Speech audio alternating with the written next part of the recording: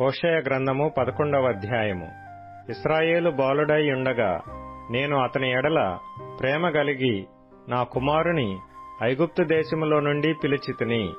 ప్రవక్తలు వారిని పిలిచినను బయలుదేవతలకు వారు బలులనర్పించిరి, విగ్రహములకు ధూపము వేసిరి. ఎఫ్రాయిమును చెయ్యి పట్టుకొని వానికి నడక నేర్పిన వాడను నేనే, వారిని కౌగలించుకొనిన వాడను నేనే. నేనే వారిని స్వస్థపరిచిన వాడనైనను ఆ సంగతి వారికి మనసున పట్టలేదు.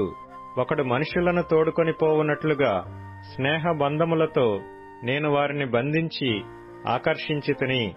ఒకడు పశువుల మీదికి కాడిని తీసినట్లు నేను వారి కాడిని తీసి వారి ఎదుట భోజనము పెట్టితిని. ఐగుప్తు దేశమునకు వారు మరలా దిగిపోరు గాని నన్ను విసర్జించినందున అష్షూరు రాజు వారి మీద ప్రభుత్వము చేయును. వారు చేయుచున్న యోచనలను బట్టి యుద్ధము వారి పట్టణములను ఆవరించును. అది వారి పట్టణపు గడియలు తీసి వారిని మృంగివేయును.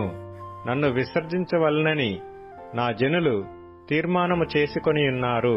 మహోన్నతుని తట్టు చూడవలనని ప్రవక్తలు పిలిచినను చూచుటకు ఎవడనూ యత్నము చేయడు. ఎఫ్రాయిము, నేనెట్లు నిన్ను విడిచిపెట్టుదును? ఇశ్రాయేలు, నేను నిన్ను ఎట్లు విసర్జింతును? అద్మాను వలె నిన్ను నేను ఎట్లు చేతును? సెబోయీమునకు చేసినట్లు నీకు ఎట్లు చేతును?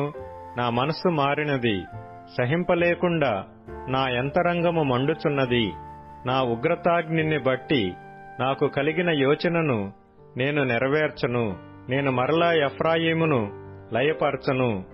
నేను మీ మధ్య పరిశుద్ధ దేవుడను గాని మనుషుడను కాను. మిమ్మును దహించునంతగా నేను కోపింపను. వారు యెహోవా వెంబడి నడిచెదరు. సింహము గర్జించున్నట్లు ఆయన ఘోషించును. ఆయన ఘోషింపగా పశ్చిమ దిక్కుననున్న జనులు వణకుచూ వత్తురు. వారు వణకుచూ పక్షులు ఎగురునట్లుగా ఐగుప్తు దేశములో నుండి వత్తురు.